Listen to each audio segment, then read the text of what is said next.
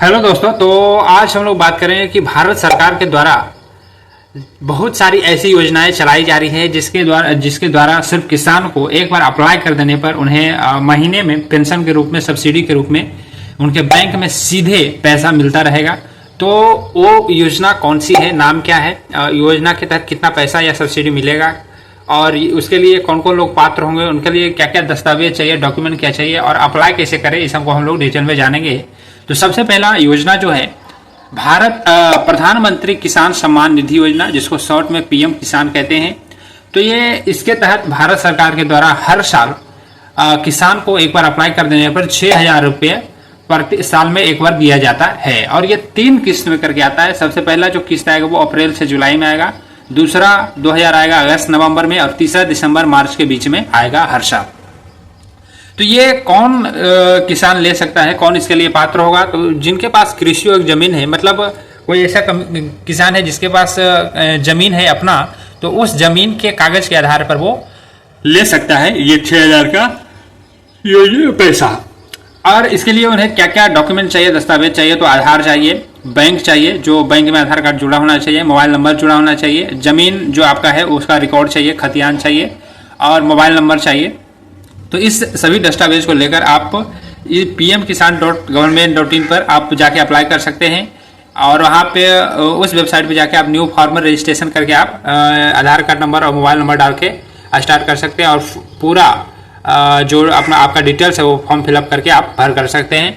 या फिर आप डायरेक्ट CSC सेंटर जाके ये सभी कागज को आप तैयार रखें और ये सभी कागज लेके आप CSC सेंटर जाएं और वहाँ पे आपका प्रधानमंत्री किसान सम्मान निधि योजना में आप अपना रजिस्ट्रेशन अप्लाई करवा सकते हैं। इससे आपको हर साल 6,000 रुपये महीने में बैंक में सीधे आपको खाते में आता रहेगा, कुछ नहीं करना पड़ेगा। इसी तरह का दूसरा है प्रधानमंत्री किसान मानधन योजना, जिसको शॉर्ट में PMKMY कहते हैं।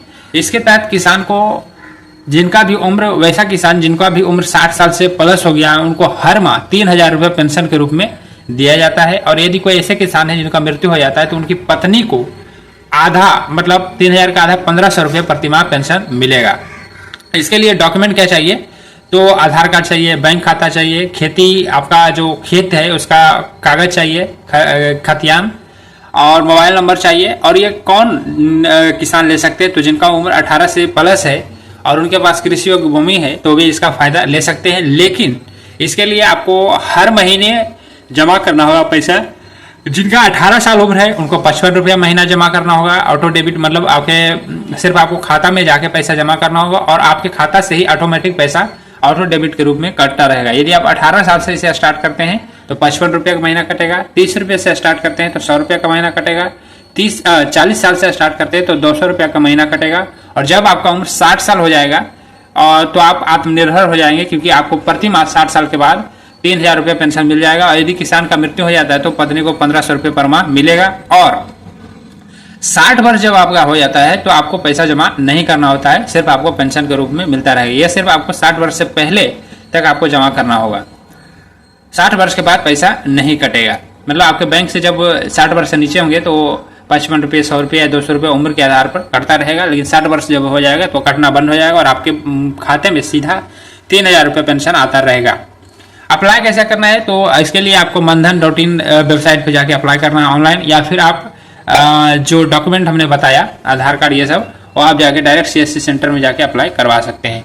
तीसरा इसी तरह का योजना है प्रधानमंत्री फसल बीमा योजना, जिसको शॉर्ट में PMFBY कहते हैं।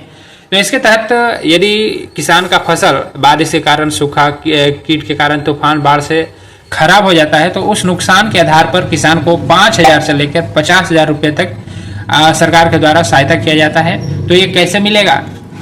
तो जो भी किसान भूस्वामी है या किराएदार है, मतलब जिनके पास खुद का जमीन है वो किसान, और जो किसान किसी और का खेत लेके किसान खेती कर रहे हैं और उनका भी फसल बर्बाद हो जाता है तो सरकार इसके लिए मदद करती है, सहायता करती है। इसके लिए आपको सिर्फ फसल बोने से पहले बीमा करवाना होगा। और तो बीमा करवाने के लिए आपको आधार कार्ड, बैंक पासबुक, जमीन का कागज, खतियान जो भी है, और फोटो और फसल की जानकारी, मतलब आपने कौन सा फसल बोया था, कैसे खराब हुआ, इसका जानकारी आपको वहां देना होगा। और तो आप इससे पैसा ले सकते हैं, आपको सहायता मिलेगा बीमा करवाने के बाद जब आपका फसल खराब हो जाएगा। तो अप्लाई करने के लिए आपको pmfbi.government.in पर जाना होगा या फिर PMFBI एप्लीकेशन भी है, प्ले स्टोर से डाउनलोड कर सकते हैं। वहां से आप डाउनलोड करके आप इसको अप्लाई कर सकते हैं, या फिर डायरेक्ट CSC सेंटर में भी आप ये सब दस्तावेज लेके जाएं और आप अप्लाई करवा सकते हैं इसके लिए, जिसमें आपको 5,000 से 50,000 तक आपको सरकार के द्वारा सहायता किया जाएगा फसल खराब होने के बाद। अगला जो योजना है वो राष्ट्रीय पशुधन मिशन है, नेशनल लाइव स्टॉक मिशन, जिसको शॉर्ट में ANLM कहते हैं।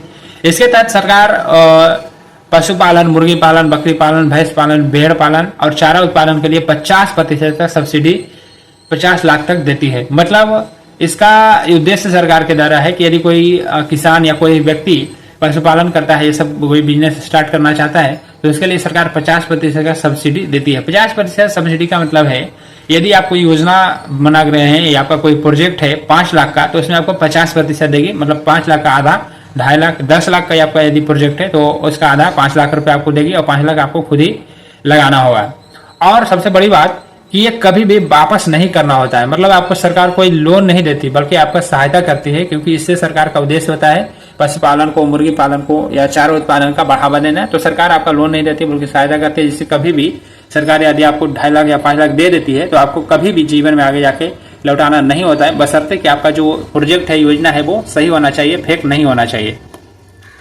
तो इसके लिए कौन सा किसान ले सकते हैं, कौन से लोग या पात्र होंगे? तो इसके लिए किसान पात्र हो सकता है, या जो स्वयं सहायता समूह से जुड़े हैं वो पात्र हो सकते हैं, किसान उत्पादक संगठन से जुड़े हैं जिसको FPOs कहते हैं वो ले सकते हैं, यदि कोई युवा उद्यमी है या कोई बिजनेस मैन है तो वो ले सकते हैं, कोई NGO है, कोई कंपनी है या कोई ऑर्गेनाइजेशन है जो कि पशुपालन से रिलेटेड, चारा उत्पादन से रिलेटेड काम कर रही है, तो वो NGO, कंपनी या ऑर्गेनाइजेशन भी लोन नहीं ये सहायता ले सकती है। इसके लिए आपको कौन से डॉक्यूमेंट चाहिए? तो इसके लिए आपको आधार, बैंक पासबुक, जमीन का कागजात जिस पर आप प्रोजेक्ट तैयार करने जा रहे हैं उसका जमीन, यदि आप जमीन रेंट पर लिया है तो उस रेंट लीज एग्रीमेंट चाहिए।